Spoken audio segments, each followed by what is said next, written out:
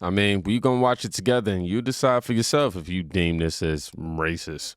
So I had to go around the country and educate people about what immigrants do for this country, or the fact that we are a country of immigrants. Right. The fact is, ain't none of y'all trying to go and farm right now. Okay, so I'm lying. Raise your hand. You're not. We done picking cotton. We are. You can't pay us enough to find a plantation. I know that's right. So I had. So are you insinuating that these illegal aliens are here to work on plantations and be slaves? And are you saying that you want them to stay here so that we don't have to be that, which is a slave? Y'all see this type of rhetoric. This is the type of hate and just disgustingness being spread into the minds of the American people, whom are the gullible. When is Jasmine not being racist? Someone asked. She's a dim bulb, and there ain't no brightening her up. Sheesh. She's talking about these illegal aliens. What about this? ICE in Oklahoma just arrested Mexican national Carlos Ambriz, or I don't know how you say it, who's in our country illegally and was previously deported. He was convicted of murdering his own child. Democrats fall hard to keep people like him in our country. So this is what Jasmine Crockett is talking about. These are the people that's going to work our fields. First of all, we don't have slaves. People sign up to work for a wage. They trade their time for money. Scott Jennings just wrecked a woke civil rights attorney live on TV, exposing the twisted logic behind the left's obsession with protecting criminals. Dante Mills launched into the usual fear-mongering over Trump's deportation policy, but Scott shut it down instantly. Y'all, let's go ahead and dive into this and see what Scott has to deal with. Y'all, we got to pray for Scott. That man got to deal with a lot. That's not fair, and it can happen to anybody. So, and if we don't stop it now, the scope will get bigger, and then it will happen to you, and then you'll have a problem with it. I think also you're conflating legal American citizens with people who came here illegally. We do this all the time in these debates. And I think what the administration is trying to do is be as aggressive as possible at deporting different kinds of populations. One, people who've committed heinous, violent crimes. Number two, people that were violent before they came here. Number three, anyone who came here illegally. I mean, look, I'm sorry, but if you came here illegally, no matter how well-intentioned you were, there's probably a decent chance you're going to be sent back. And that's what the administration clearly communicated to the American people in the election. They overwhelmingly voted for it, and it's not particularly a controversial matter. That's not fair. It's definitely not. I don't see how they keep trying to make this even more political than what it is. Simple. We're trying to protect the American people. That's us. That's you and me. If we can't protect ourselves, how can we help or protect or defend in any capacity anybody else? Let alone people whom are running away from their criminal past. Just make it make sense. Scott Jennings crushed the left's coddling nonsense with cold, hard truth. Americans voted to deport illegals, especially violent ones. This is what's coming. No apologies, no excuses, just results. Literally, they campaigned on this. This is literally what we voted for.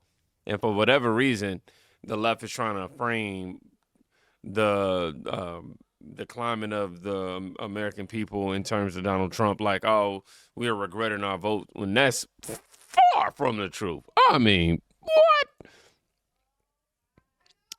Okay, y'all, we got Pam Bondi. Now, y'all know I used to rock with Pam Bondi super heavy. I'm just saying, I just need to see a little more now. I gotta also check myself too. Realize that we still a couple months in. A little over a couple months in, and I know I want Cash Patel to be doing. We just gonna have a little. I give y'all about 60 days worth of patience. That's all I got before it's just. This is a landmark victory for the rule of law. And this is what we've been arguing on behalf of President Trump from day one. These are enemies of our state, of our country, and they should be deported. And what the judge ruled was going forward, from this day forward, all those planes that are gone are there. Those people are staying. So there are a lot of reasons why Americans are safer. From this point forward, the hearing will be held, it's a habeas hearing, in the court of confinement, which means in Texas. Yeah. So it will be a much faster hearing. They can't do class actions. It will be a much smoother, simpler hearing, and these people will be deported. Americans are safer, and domestic terrorists, foreign terrorists, you better look out because we're coming after you. I'd start self-deporting if I were you, because we're going to find you. This is a I used to have Pam Bondi talk like that and go, oh, yeah, she's at this. Not just like, okay. However, the overall point, I'm definitely fired up about why the judge would even rule against being able to allow Donald Trump and ICE to be able to do their job to deport these illegals is beyond me. I have no, hey, that's probably something you're going to have to negotiate with God when it's time for him to go ahead and read out our life. Hey, you know what? Hey, you remember that time during the Trump presidency?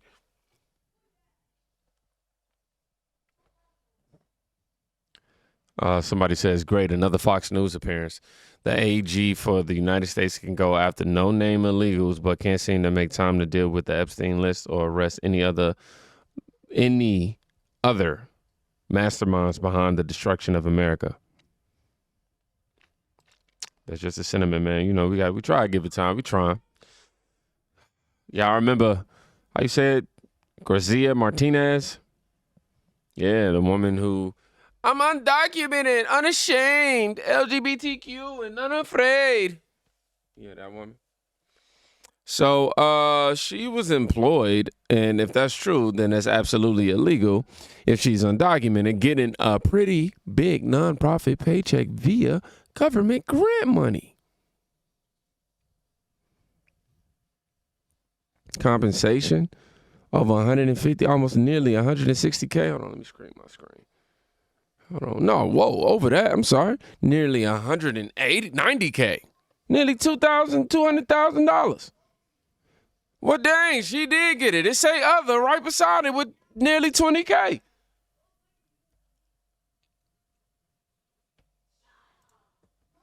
I ain't gonna lie, y'all. I like my channel and everything like that, but look, the Democrats, they paying a little more. I'm just saying, you know. You know, being a conservative, we don't, you know what I'm saying? We probably get, I get some sponsors and everything like that. That's cool, but that's about it. You know, I don't get nobody from the Republican, but hey, I need you to push this narrative. I'll go ahead and give you da-da-da. Come on, y'all. Y'all know, it's a joke. I wouldn't compromise my integrity now. But that right there is making me wonder. After Pam Bondi said that, self-deport, something is going wrong with her profile. She officially self-deported herself from X. Yeah. Now, this is what's going to blow your mind a little bit. We got Bernie Sanders right here in 2015, and he had the nerve to say that open borders is a right-wing proposal. On this proposal. The idea. No. Open borders. That's a Koch brothers proposal. The idea, of course, that's a right-wing proposal, which says essentially there is no United States. But it would make a lot of global poor richer, wouldn't it? And it'd make everybody in America poor. Then you're doing away with the concept of the nation state. And I don't think there's any country in the world which believes in that. If you believe in a nation state, or in a country called the United States, or UK, or Denmark, or any other country, you have an obligation, in my view, to do everything we can to help poor people. What right-wing people in this country would love is an open border policy. Bring in all kinds of people who work for $2 or $3 an hour. That would be great for them. I don't believe in that. I think we have to raise wages in this country. I think we have to do everything that we can to create the millions of jobs. You know what youth unemployment in the United States of America today? If you're a white kid, high school graduate, 33%, a Hispanic, 36%, African-American, 51%. You think we should open the borders and bring in a lot of low-wage workers? Or do you think maybe we should try to get jobs for those kids? So I think from a moral responsibility, we've got to work with the rest of the industrialized world to address the problems of international poverty, but you don't do that by making people in this country even poorer.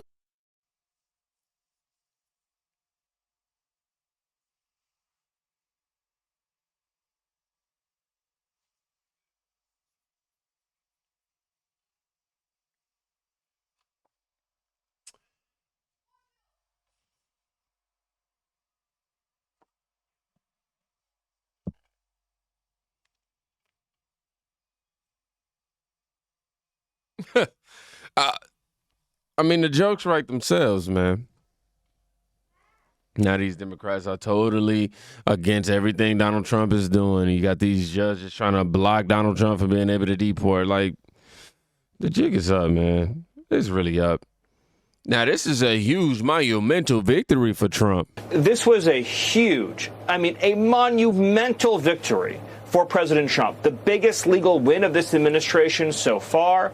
A total embarrassment for crazy Judge Boasberg, who's been trying to force this president to bring foreign alien terrorists back onto American soil, trying to turn our planes around, trying to empty prisons in foreign countries and bring them back to our soil. This is a monumental, colossal victory for the rule of law, for the Constitution, for our founding generation, John Adams, who signed this law into effect in 1798, and for President Trump in fulfilling his mandate and campaign pledge. What does this mean for you and your family watching at home tonight?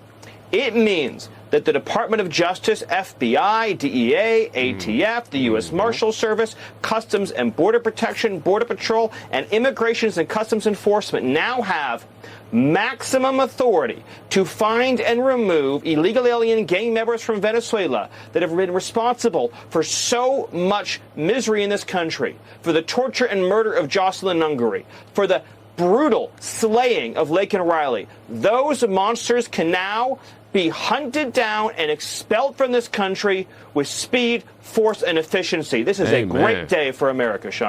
I'm loving that efficiency. Loving the efficient word when it comes to the Trump administration. Stephen Miller nailed it, says Trump Gunner.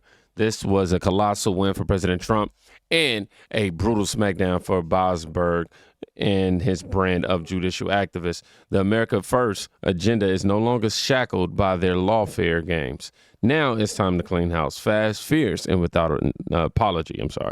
Let the hunt begin. I say, hey, man, finally we have it to where this guy named the president, who happens to be Donald Trump, is able to do his job, which is lead Tom Homan, the ICE director, to do his job, which is to get rid of and clean out these illegal aliens. Now, for those whom are still in support of in any kind of way, Miller Joyce says, this makes me physically ill. This also is why the left is losing it over Elon Musk and auditing their grift. Now, Aaron H., I don't want to mess up his last name, the U.S. border chief with experience spanning 5 administrations, has unequivocally confirmed that the Biden-Harris administration directed him to suppress, hide, and alter data related to the border crisis. This isn't my opinion. Distinguished members, thank you for this opportunity. The only true consequence we have to slow down and discourage people from coming into the United States illegally is sending them back to their country of origin. Throughout the first 3+ years of this administration, I saw a steady decrease in the countries we could send people back to. For the first time in my 25 years, and under 5 different administrations, whether through neglect or on purpose, I saw a large-scale lapse in our ability to return people to their country of origin. The inability to send people home meant that most people being arrested for illegal entry would either have to be detained or released. The current administration, however, from day one, made a point of decreasing the amount of detention space available nationwide. Immigration and Customs Enforcement's funding for detention has steadily been cut and private detention eliminated. The fact that so many illegal aliens are being released into the United States spread worldwide very quickly. As this happened, the numbers the Border Patrol encountered illegally crossing the border increased exponentially. The impact to me and my agents were significant. Sectors were ordered to take in and process all the illegal aliens encountered on the border. The Border Patrol saw groups of hundreds and thousands coming into the United States and turning themselves in. These numbers pulled 80, 90, sometimes 100% of the agents on duty away from the border. Border Patrol zones across Texas, Arizona, and California had no agent presence for weeks and months at a time. Those who did not want to be caught could simply walk in. We have no idea who and what entered our country over this time. Throughout 2022 and 23, I sent agents to Texas and Arizona to count gotaways. Those sectors could not even put enough agents in the field to see what they'd missed. Simultaneously, in San Diego, we had an exponential increase in significant interest aliens. These are aliens with significant ties to terrorism. Prior to this administration, the San Diego sector averaged 10 to 15 SIA arrests per year. Once word was out the border was far easier to cross, San Diego went to over 100 SIAs in 2022, well over that in 2023, and even more than that registered this year. These are only the ones we caught. At the time, I was told I could not release any information on this increase in SIAs or mention any of the arrests. The administration was trying to convince the public there was no threat at the border. Fentanyl is another issue. The San Diego area sees between 80 and 90% of the methamphetamine and fentanyl seizures annually for our entire country. With little enforcement at the border, these drugs were coming through in mass. During my last year in San Diego, the price for a single pill of fentanyl, for example, went from $10 to 25 cents. To make matters worse, during 2022 and 23, I had to shut down San Diego traffic checkpoints, which are critical for drug interdiction, because the resources had been diverted to the process and release mission. The large numbers also had and still have a negative impact on the San Diego community. I had to release illegal aliens by the hundreds each day into communities who could not support them. To quiet the problem, 2 flights a week were provided from San Diego to Texas. These flights simply brought aliens that would have been released in San Diego over to Texas. Each flight cost approximately $150,000. This was the administration's way to try and quiet the border-wide crisis. Once these flights were stopped and the releases continued, California saw the true economic impact. I received calls from the governor's office, local mayors, and hospital administrators asking me if we could keep injured aliens in custody so the federal government would pay the medical bills. Through pressure from the administration, my headquarters became more interested in the fiction that being portrayed in the media and not at all concerned with reality. Each time we asked for help in dealing with a new issue, it fell on deaf ears. At times in San Diego, we had 2,000 or more aliens sitting in between the fences asking to turn themselves in. I was told to move them out of sight of the media. Meanwhile, Border Patrol agents are continually forgotten and neglected by the media and this administration. These agents deal with death, women and children that have been raped, abused, trafficked, bought and sold, families that have spent months in terrible conditions, sickness, and despair. If you look at the dramatic rise in the number of suicides within the Border Patrol, it is directly correlated with the migrant surge. The agents have been pushed beyond their limit, and this has greatly impacted their physical and mental health. Well, of course. While current numbers of aliens crossing our border are lower in comparison in recent months, there's a reason for this. After nearly 4 years, this administration finally started to ask Mexico for help in slowing down the traffic through their country. This and other actions make a difference, but why has it taken so long? All of these tactics were being used before this administration took office, but this administration stopped or greatly limited them. I'm also concerned this will not be maintained. The problems we are facing at the border have solutions. These solutions can be quite simple and cost far less than the mess currently occupying so much time and money. Far less than what we The get return in to a Ukraine. policy of enforcing the law and returning illegal aliens to their home countries is required. Thank you. Heck yeah, it'd be far less than what Biden gave Ukraine. That's a fact.